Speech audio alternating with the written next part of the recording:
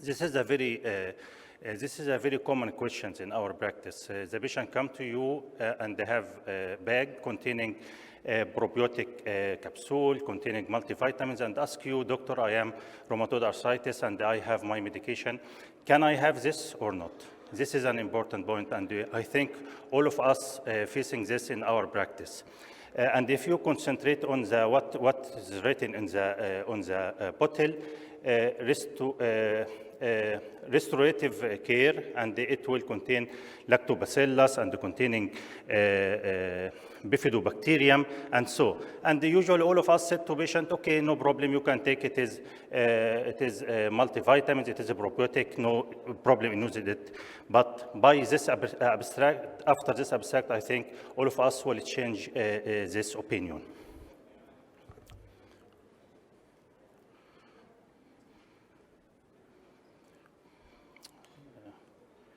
Please to help me regarding this, yes.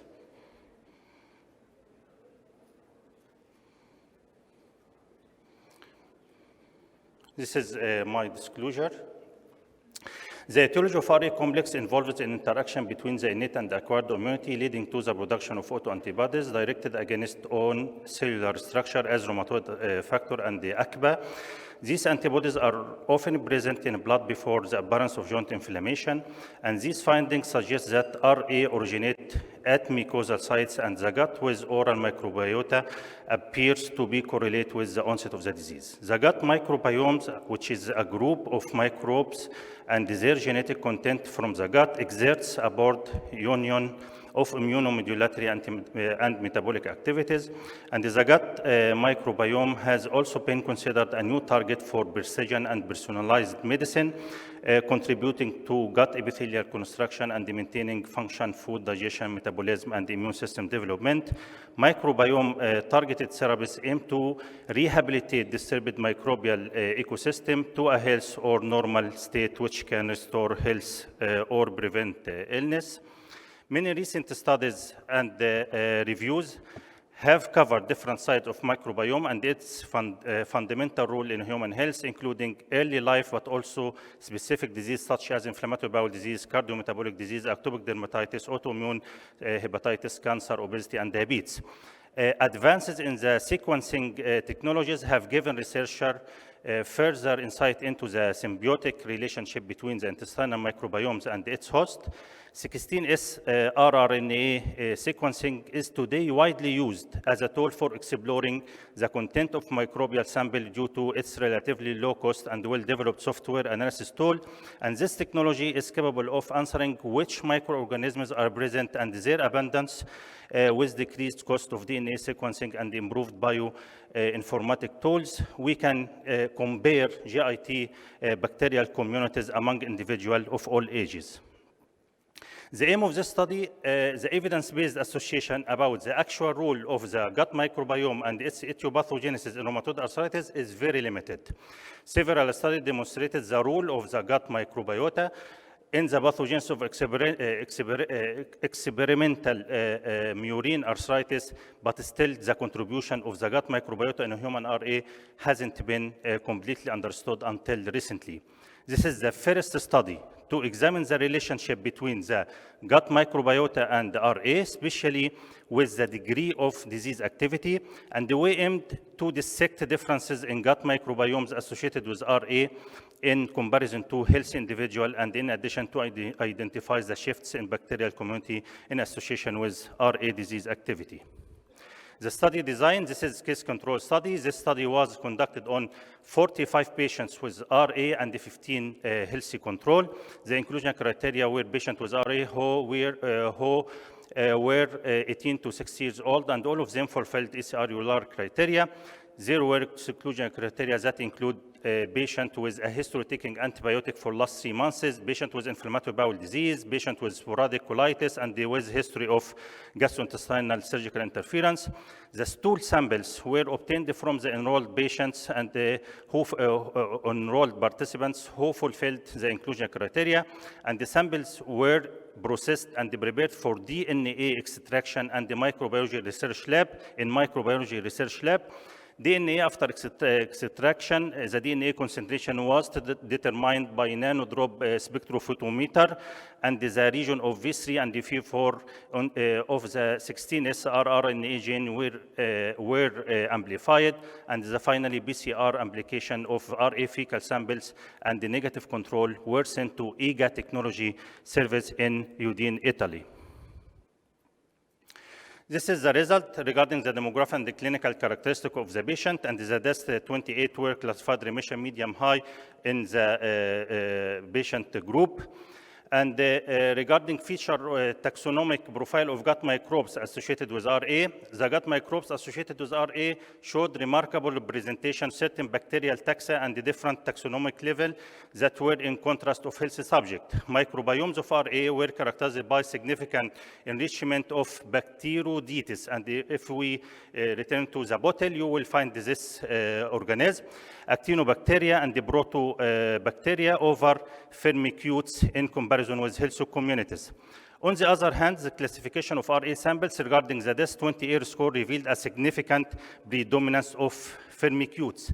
And do you know what is the food that containing Firmicutes? Anyone know this? Firmicutes present in the pizza, okay? And if you notice that in this patient, the patient with DEST28, beside relative valuable proportion of protobacteria were detected of high, medium, and remission.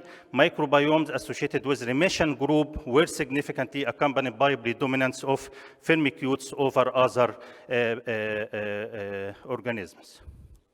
And this slide from recent ECR convergence in San Diego in year in review lecture, and the question, does pizza consumption favor and improve disease activity in rheumatoid arthritis? And this is 365 patients with rheumatoid arthritis from Milan, and the result showing that those who eating pizza more than 1 time per a week reported a beneficial effect on disease activity, and this may be due to Firmicutes that involved in pizza, and this Firmicutes in our patients, for patients with remission, it is high. This is the distribution of the phylum. Firmicutes, as you see, this is in most of patients in remission, and this with medium and high disease activity, it is decreased. And regarding the bacterial diversity of RA microbes, microbiomes is positively linked to the disease activity, and the association between the structure of microbiota and the demographic characteristic of participant was investigated, and the gut microbiomes of RA subject were significantly more diverse than those with healthy participant. Also, the composition structure of RA communities showed a significant disease-based clustering. You will see some clusters of the organisms associated together in patient with RA, and it is different from patient with medium or patient with severe activity or those with remission.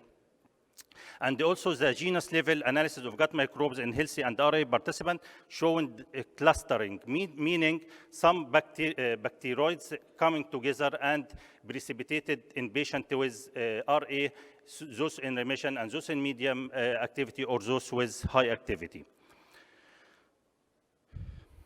Overall functional profile of gut microbes was likely to contribute to pathogenesis of RA.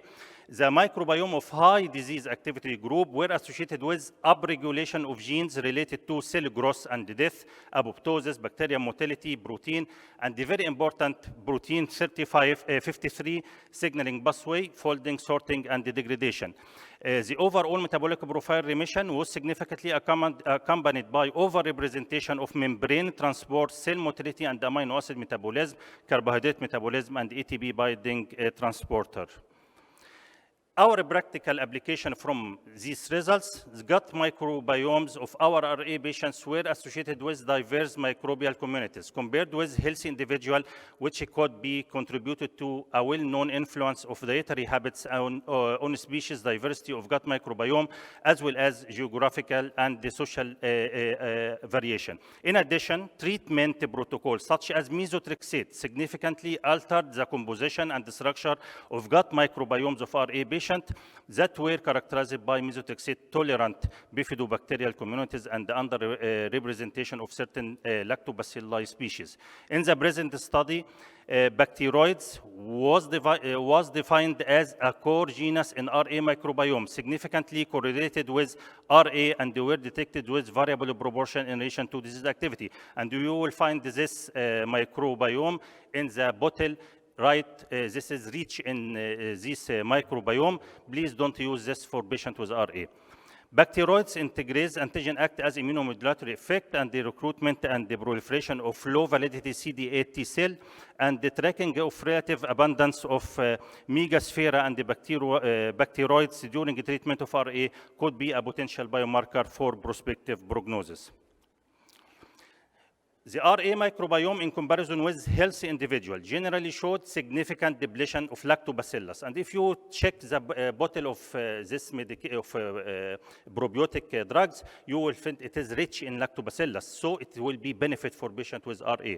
Lactobacilli, non-type of antibiotic bacteria, normally raised the human intestine, reside in human intestine, perform a crucial role for immunoregulatory to the host and immunomodulator for maintaining homeostasis in gut. Of note, RA microbiome generally showed significant enrichment of bifidobacterium with variable proportion to relation disease activity. Besides, bifidobacterium was considered the core genus in high-grade disease state and significantly overrepresented in comparison to other disease states. And if you check the bottle, you will find it is rich in bifidobacterium, which is not suitable for patients with RA. So, my last slide. RA was collectively associated with the structure and the compositional shift of gut microbiome, as well as distinct pattern in relation to different phases of the disease. The gut microbiomes of RA potentially contributed to definite perturbation in their host-associated immune pathological factor and normally balanced microbial ecosystem. Members of gut microbiomes may boost the host defense and modulate host function towards releasing the excreted pressure of pathogenic resident, which could attenuate the induction of RA. And our finding might advocate the controversial impacts of the gut microbiomes on causation as well as recovery during different disease phases, and a further study with a larger sample size for each group, in addition to studying the gut microbiomes in naive patients in order to exclude the bidirectional influence of used medication on microbial communities is warranted. And thank you.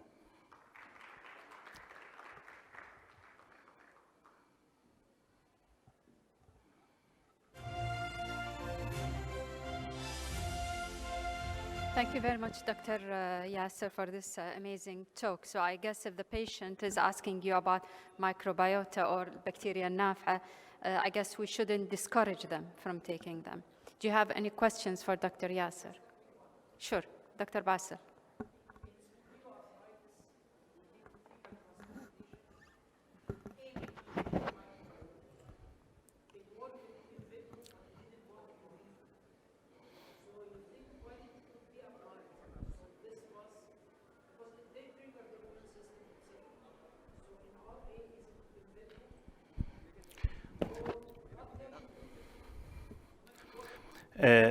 I checked online.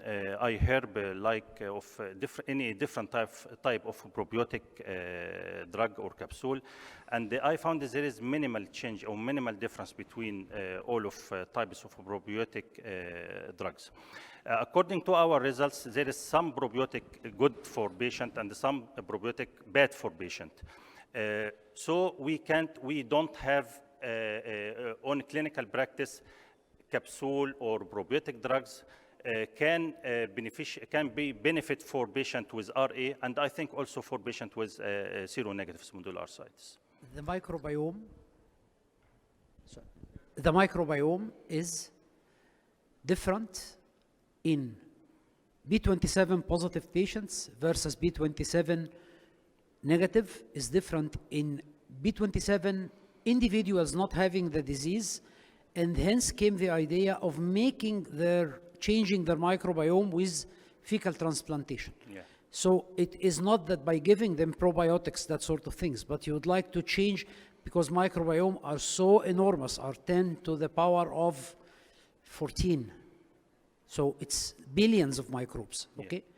And each one of us has his own microbiome as identical as the fingerprint. So changing this might help. That's why the idea of fecal transplantation. Yeah. Thank you very much, Yasser. Thank you. Thank you.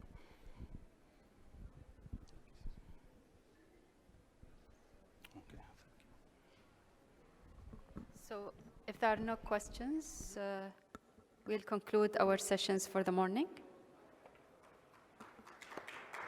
Thank you very much, everyone.